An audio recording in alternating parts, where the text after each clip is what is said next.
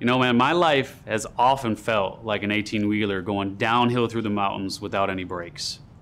I've created, closed, and currently operate multiple businesses. I've been on the brink of foreclosure not once, but twice. So by 2008, life was going really well. Business was great. Kids were getting so big. The wife and I had just celebrated 11 plus years. And then I got the call. And it was my mom. She told me that my stepfather, who had raised me since I was 10, lay dying. I went there immediately. The illness that had consumed his body for years had finally taken its toll. And as I held his hand, I had a profound vision that really shook me to my core. A vision of my own funeral. And as I lay in the casket, I could hear the words being spoken graveside. Here lies Steve Olsher. He dedicated his life to chasing the almighty dollar. And that's all that was said. And I honestly feel like my stepfather spoke to me through that physical connection. Holding his hand, he was saying to me, this is your inevitable fate if you do not change course. And he was imploring me to do something about it. And I immediately began to reinvent my life. I had to rid myself of the anchors that were dragging me down, both the people and the activities. And more importantly, I really had to honor who I inherently am. You see, I believe that we each have one very specific, powerful gift to share. And I call that gift your what. So the question I have for you is, what is your what? What is my what? What is my what? What is your what? What is my what? What is your what? What is the one thing that your soul is compelled to do? The one thing you were meant to do. Oh.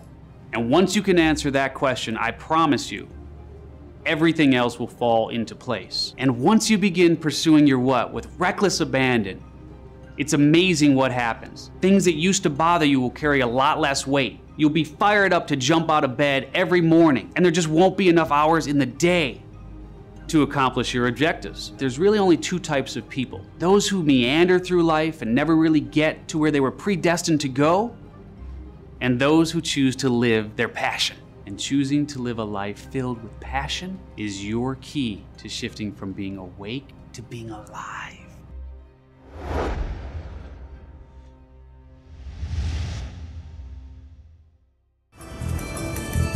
This is, in fact, who I am. Love it or hate it, this is who I'm going to be. You know, and by the way, it's real easy to be a critic, and it's super hard to be a creator.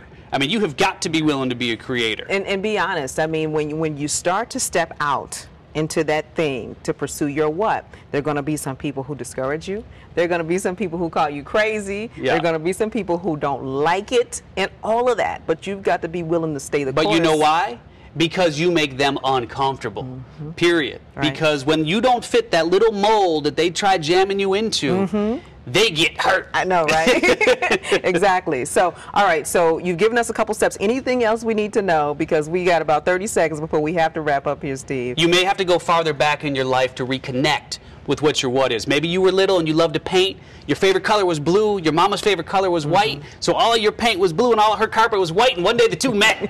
And it wasn't like this Reese's peanut butter cup, you know, moment where everybody was happy. Yeah. You got yelled at and you buried that to the nether regions, never to be heard from by anyone, including you ever again. The book is A Journey to You. It's available at no cost. JourneyToYou.com. Love that. And then we'll also be giving away a copy here on the program.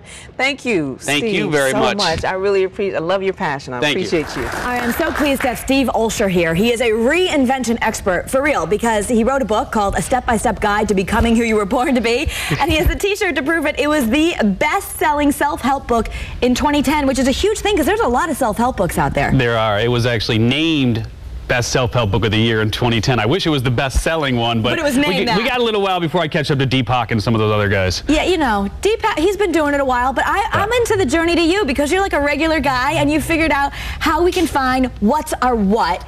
And I always say this, I really do believe we're all born to do something. We're designed for a purpose, and you're happiest when you're fulfilling that purpose. So this is a book to find out what's your what. Yeah, I mean, this is not a how. It's what I found out there is there's a lot of books that tell you what to do, like, you know, go live in a cave for 6 months and come out and you'll have this whole new happy life. Not so practical. Yeah, a lot of flowery woohoo kinds of things out there. But what really was lacking was a really step-by-step, hands-on guide to how to create that life and really discover that one thing that you absolutely are compelled to do.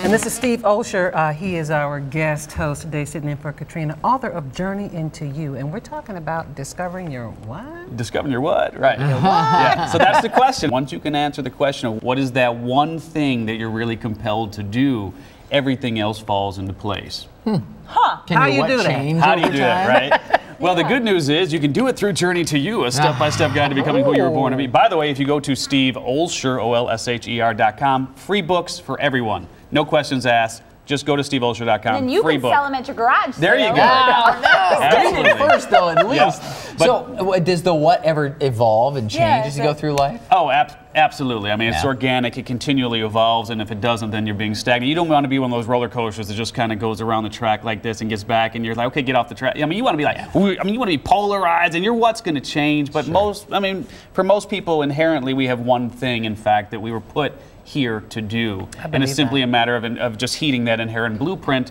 and Journey to You really does teach you how to discover what that is. Very cool.